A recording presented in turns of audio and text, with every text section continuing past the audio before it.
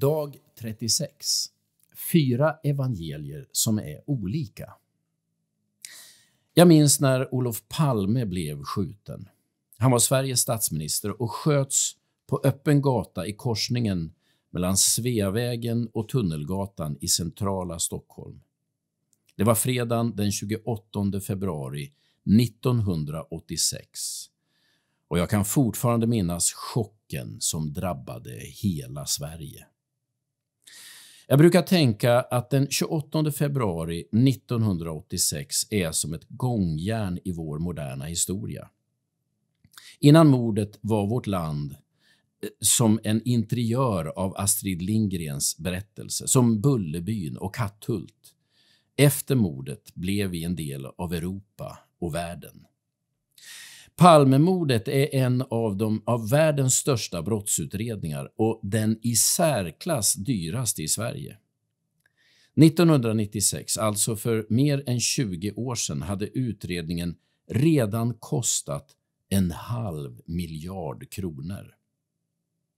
Mer än 130 personer har erkänt mordet, men alla är avförda på listan som misstänkta. Än idag är mordet ouppklarat. Det fanns flera ögonvittnen till mordet, personer som befann sig i närheten och som såg när Palme blev skjuten. Det var några av dessa personer som larmade polisen om vad som hade skett och som sen kom att spela en viktig roll i utredningen. Trots att alla dessa personer var ögonvittnen skiljer sig deras berättelser åt på väsentliga punkter. Dels om hur gärningsmannen rörde sig, dels om hur han var klädd. Visst är det märkligt.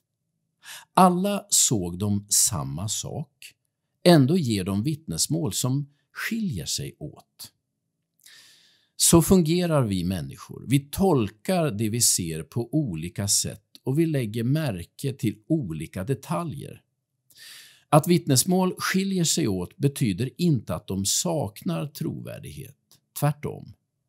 Det är just olikheterna som ger vittnesmålen deras trovärdighet. Alla ögonvittnen skiljer sig åt i detaljerna, men är lika i det väsentliga. Men när vittnen berättar om exakt samma historia ska man börja tvivla. Bara historier som är förberedda och inövade är identiska. Om man litar på människors iakttagelseförmåga får man acceptera att de skiljer sig åt. Vi ser nämligen olika saker och vi uppfattar verkligheten olika. De 4 evangelierna berättar om samma Jesus, men på lite olika sätt. Deras berättelser skiljer sig åt i detaljerna men är enhetlig i det väsentliga.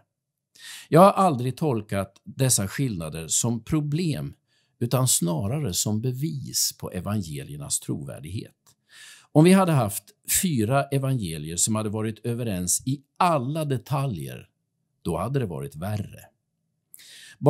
Bara de som ljuger kan ha en identisk historia. Ögonvittnen kommer att skilja sig åt i sina berättelser, precis som evangelierna.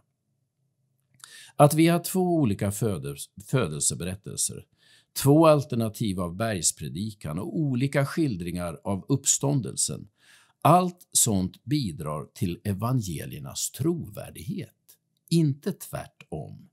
Bara ögonvittnen kan berätta om samma händelse, men på lite olika sätt. Gud välsigna dig den här dagen.